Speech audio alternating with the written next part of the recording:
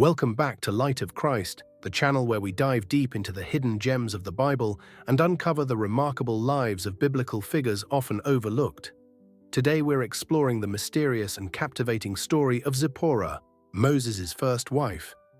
While her name may not come up as often as other figures in the Bible, Zipporah played a crucial role in Moses' journey and the unfolding of God's divine plan.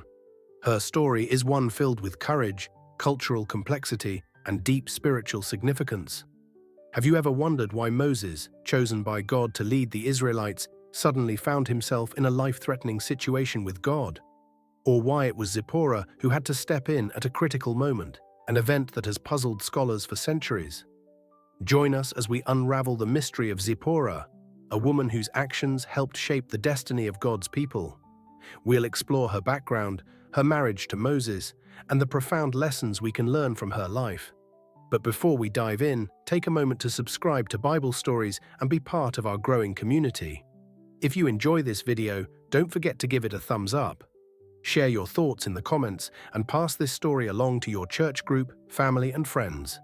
Together, let's continue uncovering the timeless wisdom of the Bible. Let's get started. Have you ever wondered why Moses, the great leader of Israel, found himself in mortal danger from God? Or why his wife had to intervene in a way that has puzzled scholars for ages? Zipporah's life is surrounded by mystery, from her origins and marriage to Moses, to the unique challenges she faced as the spouse of one of history's most pivotal figures. In this video, we will unpack her story, examining her cultural background, her vital role in Moses' mission, and the controversial events that have made her a figure of immense interest. We'll dive into the scriptures that showcase her strength, courage, and the extraordinary position she held in God's unfolding plan. So if you're ready to uncover the hidden depths of Zipporah's story, stay tuned until the end. You won't want to miss a thing, and if you find this video insightful, please remember to like, subscribe, and share it with others who are seeking biblical wisdom. Your comments and questions are always welcome, so be sure to engage with us below. Let's continue growing in wisdom together. Zipporah first appears in the book of Exodus during a critical time in Moses' life. After fleeing Egypt to escape Pharaoh's wrath, Moses finds himself in Midian. Here he encounters the 7 daughters of Jethro, also known as Reuel, a priest of Midian. The Midianites, descendants of Abraham through his wife Keturah, as described in Genesis 25, 1-2, were a nomadic people from what is now northwest Arabia. Zipporah's introduction is dramatic. It occurs at a well, a place often associated with significant biblical meetings like those of Rebekah and Rachel. Wells in ancient times were not only crucial for drawing water, but were also central to social and communal interactions. In Exodus 2:16-21, we see Moses springing into action when some shepherds harass Jethro's daughters. Moses defends the women and helps water their flock, revealing his natural sense of justice and his future role as Israel's deliverer. This act of kindness sets the stage for Moses' relationship with Zipporah. When the daughters return home earlier than expected, their father is surprised and asks what happened. After hearing about Moses' heroic deed, Jethro invites him to stay with them. In time, Moses agrees to live with Jethro, and Zipporah is given to him in marriage, according to the customs of the time. Zipporah's name, which means bird in Hebrew, symbolizes more than just a union. It represents Moses' full integration into Midianite society. By marrying her, Moses not only gains a wife, but also social standing and protection in this foreign land. In Exodus 3:1, we see Moses tending Jethro's flock, showing how deeply he has become part of her family, a key step in his journey before he returns to Egypt to lead his people. Zipporah's heritage is significant, rooted in the ancient history of the Midianites, who trace their lineage back to Abraham through Keturah. While they are related to the Israelites, they maintained a distinct identity, as detailed in Genesis 25, 1-2. This background adds even more depth to Zipporah's role in Moses' life and mission. If you're fascinated by Zipporah's story and want to dive deeper into her impact and legacy, stay tuned for the full exploration in this video.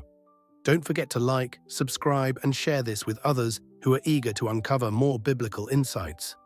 Of the 6 sons born to Abraham through Keturah, their descendants, including Midian's lineage, formed distinct tribes, each with its own culture and religious customs. While the Midianites were related to the Israelites, they were seen as outsiders in the biblical narrative, known for their nomadic lifestyle. The Midianites frequently moved through the dry regions of the Arabian Peninsula, with this way of life shaping their spiritual and cultural practices. As the daughter of Jethro, a priest of Midian, Zipporah would have been deeply familiar with the religious traditions of her people. In Exodus 18:1, it's mentioned, "Now Jethro, the priest of Midian and Moses' father-in-law, heard of everything God had done for Moses and for his people, Israel, and how the Lord had brought Israel out of Egypt." Jethro's role as a priest indicates that the Midianites had structured religious practices, likely including sacrifices and rituals, even though they differed from those of the Israelites. The Bible portrays Jethro as a wise and God-fearing man, suggesting that the Midianites had a sense of reverence for the divine, even if their understanding of God varied from that of Israel. Zipporah's Midianite heritage undoubtedly influenced her worldview and spiritual beliefs. The Midianites, while acknowledging the God of Abraham, may have also incorporated other deities into their worship, a common practice in the ancient Near East. This made her distinct from the Israelites, who were bound by the covenant established with Abraham, Isaac, and Jacob, and later the laws given through Moses. The union between Moses and Zipporah likely involved navigating their different cultural and religious perspectives. Moses, raised in Egypt and called by God to lead the Israelites, had a unique understanding of the covenant with Israel.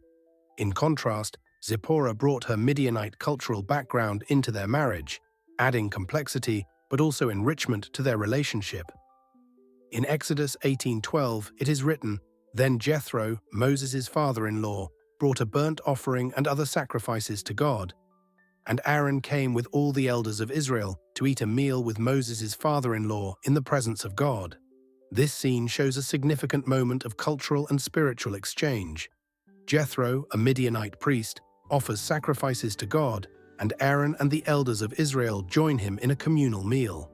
This event demonstrates a moment of unity and respect between the two cultures, despite their differences, and indicates how Zipporah's family influenced Moses and the Israelites as they participated in shared religious rituals.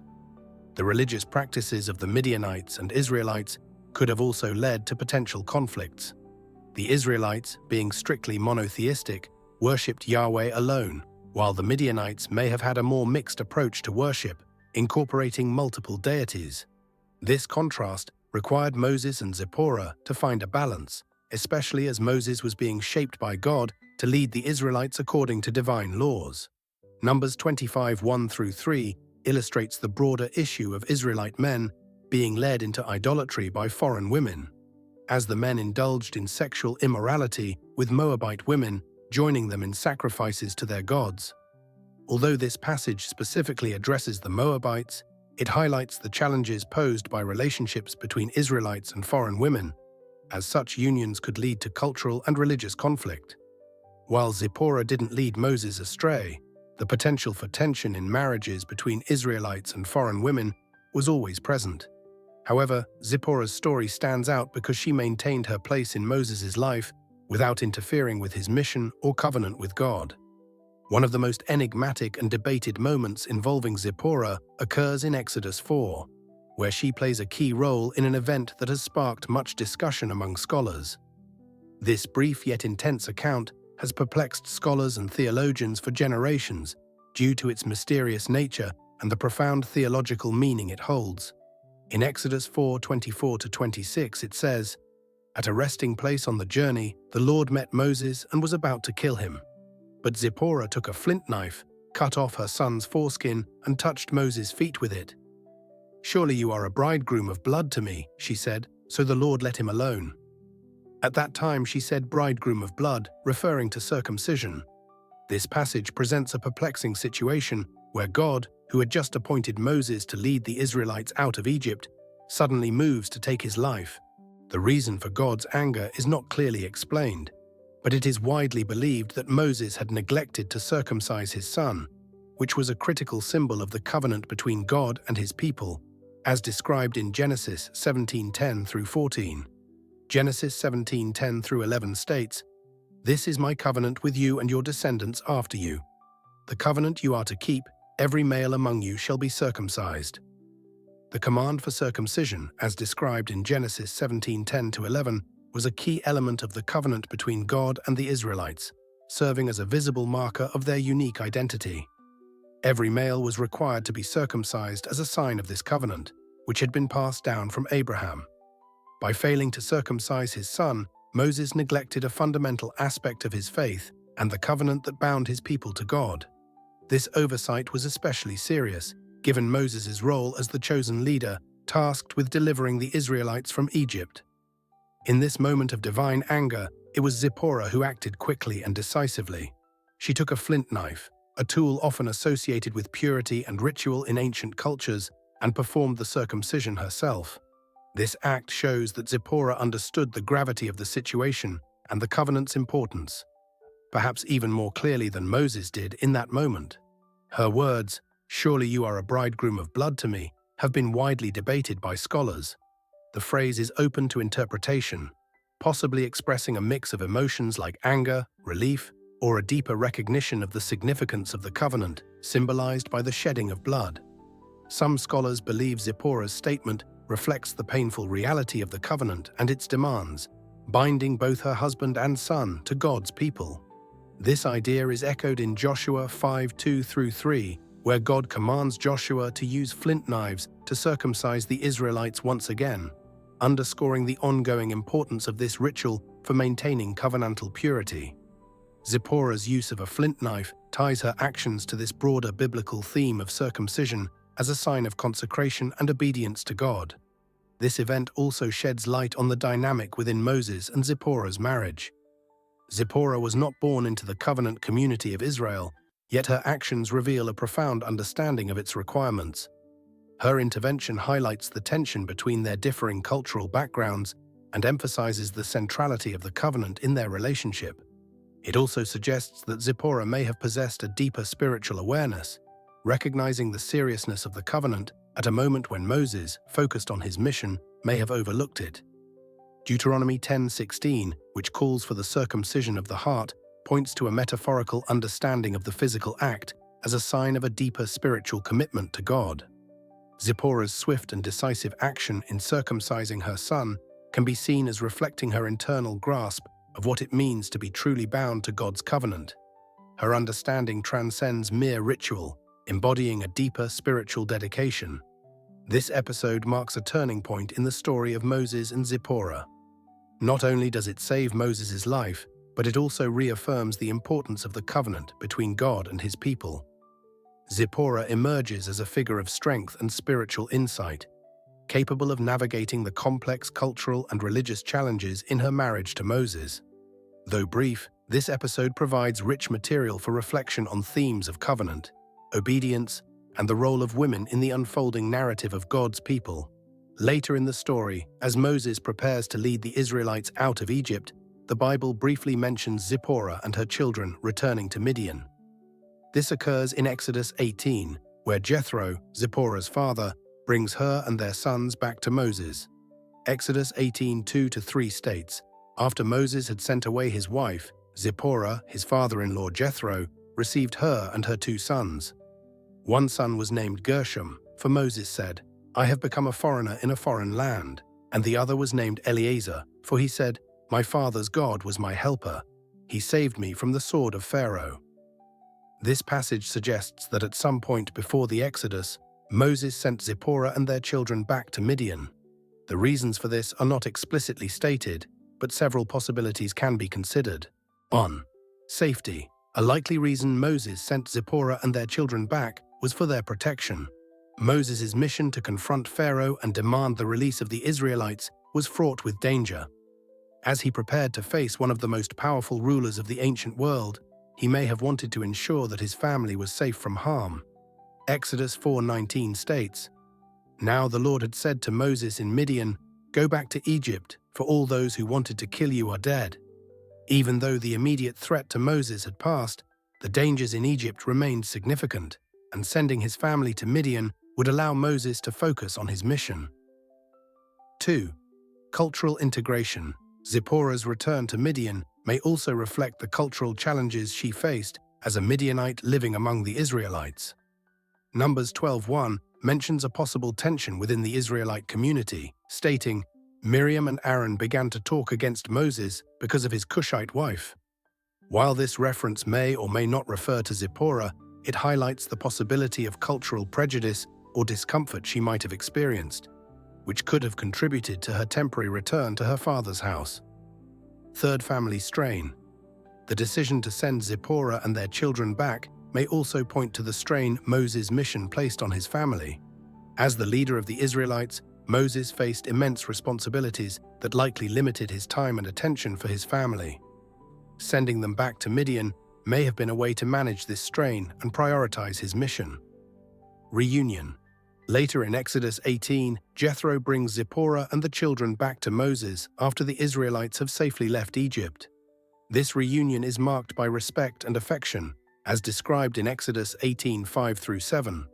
The return of Zipporah and their sons symbolizes not only the restoration of Moses' family, but also a moment of personal and spiritual reconnection following the fulfillment of God's deliverance of Israel. After a period of separation, the reunion of Moses' family emphasizes the importance of family and kinship in the larger story of God's covenant with his people. Now let's delve deeper into a significant event involving Miriam and Aaron, Moses' siblings. This incident, recorded in the Book of Numbers, sheds light on the tensions within Moses' family and reveals deeper cultural and racial dynamics. In Numbers 12:1, it says, "Miriam and Aaron began to talk against Moses because of his Cushite wife, for he had married a Cushite." This verse, though brief, holds major implications. The term Cushite generally refers to a person from the region of Cush, which corresponds to modern-day Sudan or Ethiopia, suggesting African ancestry. Scholars debate whether this Cushite wife refers to Zipporah or another woman Moses may have married. If it does refer to Zipporah, her foreign background and appearance may have been a point of contention, even among Moses' own family.